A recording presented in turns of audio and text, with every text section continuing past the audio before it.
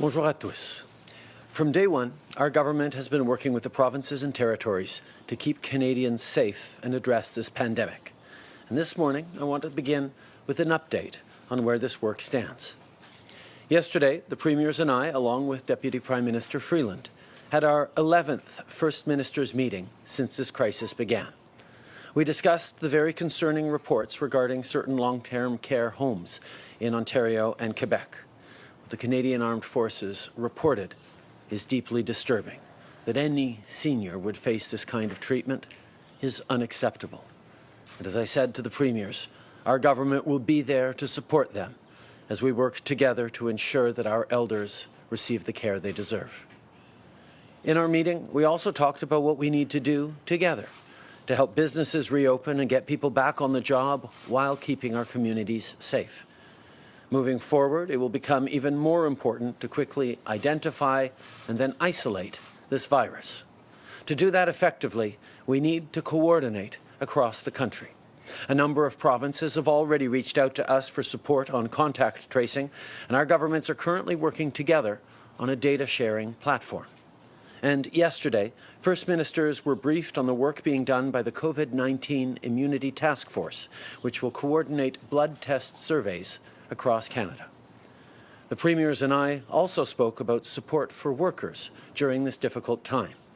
Our government will continue discussions with the provinces on ensuring that as we enter the recovery phase, every worker in Canada has 10 days of paid sick leave a year, because no one should have to choose between taking a day off sick and paying their bills. Hier, les premiers ministres, la vice-première ministre Freeland et moi avons discuté des rapports très inquiétants parus cette semaine concernant certains établissements de soins de longue durée en Ontario et au Québec. En tant que pays, on doit faire mieux pour nos aînés. Comme je l'ai dit au Premier ministre, notre gouvernement sera là pour les appuyer et on va collaborer pour faire en sorte que nos aînés reçoivent les soins qu'ils méritent. Lors de notre réunion, les premiers ministres et moi avons également parlé de la façon dont on peut travailler ensemble pour détecter rapidement le virus et l'isoler. Les premiers ministres ont reçu une mise à jour concernant les travaux du groupe de travail sur l'immunité COVID-19 qui va coordonner les analyses sanguines à travers le pays. Nous avons aussi discuté de la façon dont on appuie les travailleurs durant cette période difficile. Notre gouvernement poursuit des discussions avec les provinces pour faire en sorte que lorsqu'on va commencer la reprise, chaque personne ait 10 jours de congé de maladie payés par année. Notre gouvernement travaille aussi avec les dirigeants des Premières Nations, des Inuits et de la nation métisse pour soutenir les communautés pendant la crise. On a déjà fait toutes sortes d'investissements, que ce soit pour offrir des prêts aux entreprises autochtones, des emplois aux étudiants ou des services à ceux et celles qui vivent hors réserve. Mais on sait qu'il nous reste encore du travail à faire et aujourd'hui, on franchit une autre étape.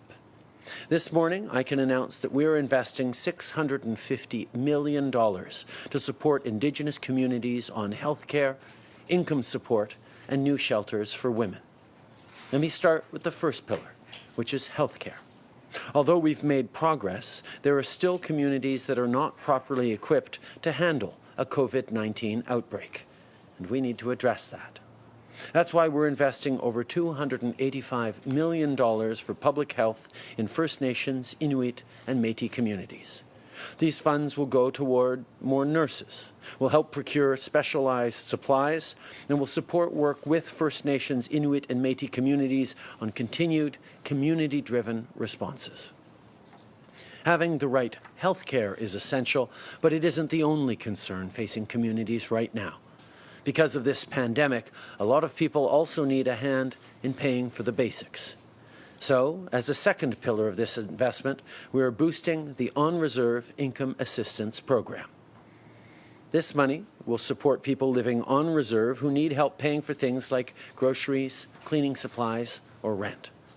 A portion of this funding will also help First Nations communities continue to provide services like skills training and support for people as they navigate federal benefits. The work being done in communities, by members of the communities, is incredibly important to help people get through this very challenging time. And that brings me to the third pillar of this funding, investment in shelters. In April, we announced $10 million so that emergency shelters for Indigenous women and children could adapt to the new challenges posed by COVID-19. This is vital support in the short term. But in the long term, more still needs to be done. So today I can announce that our government is investing an additional $85 million for new shelters for Indigenous women. These shelters will be built in communities across the country, including in the north. No one should have a place to stay when they're unsafe. No one should have a place to stay. No one should have to stay in a place where they're unsafe. No one should be forced to choose between violence or homelessness. These new shelters will offer a path forward when people need it most. Ce matin, j'annonce un nouvel investissement de 650 millions de dollars pour aider les communautés autochtones à traverser cette crise. De cette somme, plus de 285 millions de dollars seront investis dans les soins de santé. C'est de l'argent qui va permettre d'augmenter le nombre d'infirmières dans les communautés des Premières Nations et d'acheter du matériel spécialisé. Les fonds seront aussi utilisés pour appuyer le travail qu'on accomplit avec les communautés des Premières Nations, des Inuits et des Métis pour trouver des solutions à long terme axées sur les communautés en matière de santé. Nous allons également bonifier le programme d'aide aux revenus dans les réserves pour aider ceux qui vivent dans les réserves avec leurs dépenses quotidiennes. Et une partie des fonds de ce programme permettra aux communautés des Premières Nations de continuer d'offrir plusieurs services importants. Finalement, on a investi 85 millions de dollars dans des nouvelles maisons d'hébergement pour les femmes autochtones. Ces nouveaux refuges, qui seront situés dans les communautés, vont offrir aux femmes un endroit sûr et des ressources lorsqu'elles en auront le plus besoin. I want to end today with an update on another measure we've taken to keep Canadians safe. Earlier this morning, Minister Garneau announced that large cruise ships will not be allowed in Canadian waters until at least October 31st. This decision extends the one we made in March, which was taken to protect our coastal communities. COVID-19 is still a very serious threat, but with the right plan and with the right investments, we will weather this storm together. Merci. Thank you, Prime Minister. We'll now go to the phone for questions. One question, one follow-up. Operator. Thank you. Merci. First question, Kate Bolangaro, Bloomberg. Line open. Hi, Prime Minister. I have a question about the Finance Ministry has updated the cost estimates for CERB and the wage subsidy that shows companies aren't using CEWS as much as you'd hope. And it seems that they're happy that the government is footing the bill for these programs. And is this smaller take-up of the wage subsidy a concern for you and the attitude you're seeing from businesses? I think it demonstrates how hard this pandemic hit our economy and how many people actually found themselves without a paycheck, which is why we were glad we have the CERB to be able to support millions of Canadians who need help paying for groceries, paying their rent. But as we move forward and as businesses start to reopen and need to get people back to work, the Canada Emergency Wage Subsidy will become more and more important, which is why we extended it throughout the summer and will continue to encourage employers to rehire employees to be able to get our economy going once again. Okay. Nous avons reconnu que cette situation était extrêmement grave et donc l'assistance directe avec la PCU aux Canadiens a aidé des millions de Canadiens qui ont perdu leur chèque de paie. Mais au fur et à mesure qu'on va rouvrir l'économie, recommencer nos business et notre activité économique, nous avons besoin que les entreprises réembauchent les travailleurs, embauchent de nouveaux travailleurs et la subvention au salaire va aider, la subvention aux travailleurs va aider les entreprises à pouvoir faire le travail nécessaire pour relancer notre économie. And a follow-up, Kate?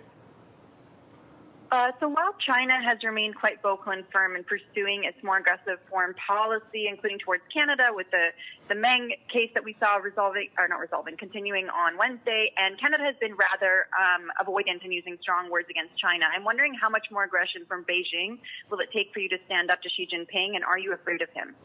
We have continued to put Canadian interests and Canadian principles at the forefront of everything we do around the world, including with China. We will continue to work to ensure that Canadians have the equipment that we need to get through this situation, while at the same time expressing our concern for the 2 Canadians arbitrarily detained in China, and continue to highlight our concerns around Hong Kong and around questions that need to be asked for the WHO. We will continue to stand up for our principles and continue to look out for the interests of all Canadians. Nous allons continuer de souligner nos préoccupations avec la Chine par rapport à Hong Kong, par rapport aux Canadiens détenus, par rapport à la situation avec l'Organisation mondiale de la santé, tout en assurant qu'on assure que les Canadiens reçoivent l'équipement et l'aide dont on a besoin de partout dans le monde, y compris la Chine. On va continuer de toujours mettre l'intérêt et les valeurs des Canadiens à l'avant-plan, et c'est ce que les Canadiens s'attendent de nous. Thank you. Next question. Operator. Thank you. Merci. Prochaine question, Michel Lamarche, TVA. À vous. Monsieur Trudeau, ce matin, on écoutait M. Garneau qui sous-entend que la survie de l'industrie aérienne, ça fait en sorte qu'il faut écarter le remboursement des billets d'avion qui ont été annulés. Pouvez-vous, ce matin, être plus clair avec les consommateurs et les voyageurs qui avaient de ces billets et qui veulent un remboursement? Moi, ma préoccupation première, c'est évidemment pour les Canadiens, pour les gens qui ont besoin d'aide à travers cette crise, qui ont besoin d'appui, qui ont besoin d'argent dans leur poche. C'est pour ça qu'on a mis de l'argent dans les poches des Canadiens, dans les comptes de banque des Canadiens depuis les tout débuts. Nous travaillons avec les compagnies aériennes, nous travaillons avec les Canadiens pour assurer qu'on trouve une piste pour assurer que les Canadiens soient aidés, tout en s'assurant que, évidemment, on ait une industrie aérienne après cette crise. C'est une crise extrêmement difficile à bien des égards, mais on entend très clairement les préoccupations des Canadiens à cet égard-là. Okay. Our focus throughout this issue, this pandemic, has been on Canadians, on getting them the support they need, which is why we put out millions, billions of dollars in support for Canadians to help them get through this. I hear clearly the concerns that Canadians have around their air tickets. We will continue to work with the industry and with concerned groups of Canadians to ensure that we find a fair way through this. But I know Canadians at the same time want to make sure we continue to have an airline industry after this very difficult pandemic. Getting that balance right and listening to Canadians is what we will do. Un suivi, Michel? Oui, mais je reviens à la charge. Est-ce que la survie de l'industrie est menacée par le remboursement